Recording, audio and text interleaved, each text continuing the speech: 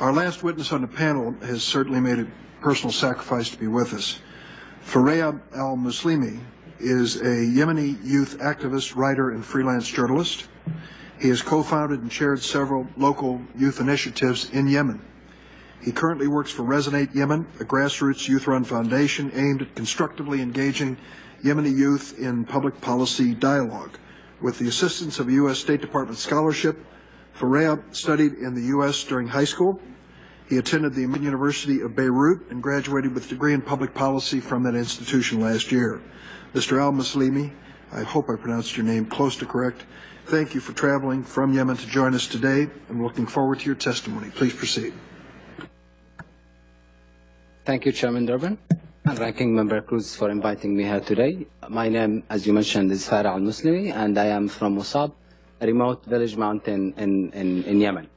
Just 6 days ago, my village was struck by an American drone in an attack that terrified the region's poor farmers. Musab is my village, but America has helped me grow up and become what I am today. I come from a family that lives off the fruit, vegetables, and livestock we raise in our farms. My father's income rarely exceeded $200. He learned to read late in his life, and my mother never did. My life, however, has been different. I am who I am today because the U.S. State Department supported my education. I spent a year living with an American family and attended an American high school. That was one of the best years of my life. I learned about American culture, managed the school basketball team, and participated in a trick or treat in Halloween. But the most exceptional experience was coming to know someone who ended up being like a father to me. He was a member of the U.S. Air Force. Most of my year was spent with him and his family. He came to the mosque with me, and I went to church with him, and he became my best friend in America. I went to the U.S. as an ambassador for Yemen, and I came back to Yemen as an ambassador of the U.S. I could never have imagined that the same hand that changed my life and took it from miserable to promising one would also drown my village. My understanding is that a man named Hamid al-Radi was the target of a drone strike. Many people in Wisab know al-Radami, and the Yemeni government could easily have found and arrested him.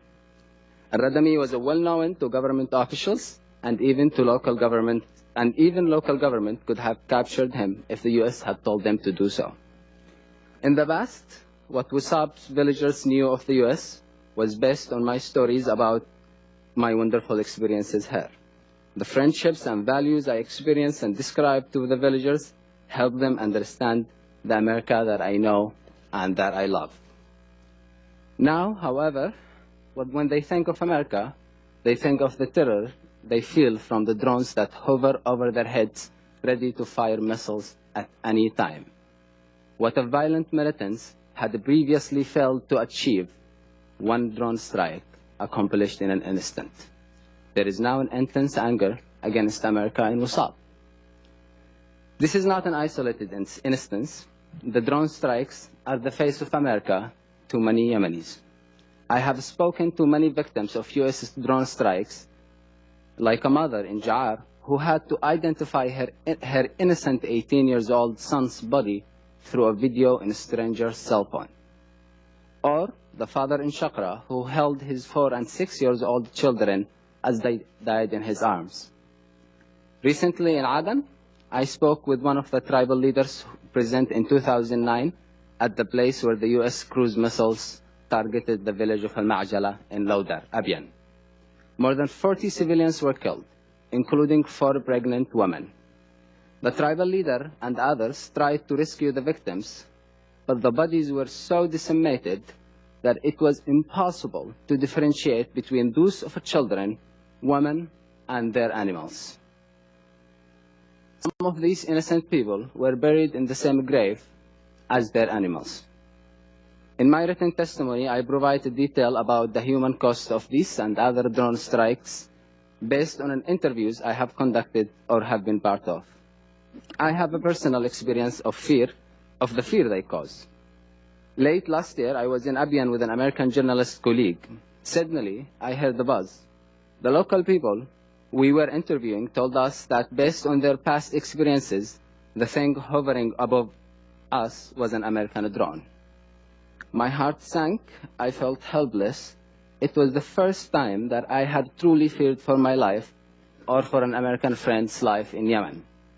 I couldn't help but think that the drone operator just might be my American friend with whom I had the warmest and deepest relationship here. I was torn between this great country that I love and the drone above my head that could not differentiate between me and some AQAP militants. It was one of the most divisive and difficult feelings I have ever encountered. I felt that way when my village was also droned. Thank you for having this hearing. I believe in America, and I deeply believe that when Americans truly know about how much pain and suffering the U.S. airstrikes have caused, and how much they are harming efforts to win hearts, minds, and grounds in Yemen and hearts and minds of the Yemeni people, they will reject this devastating targeted killing program. Thank you. Thank you, sir. Please.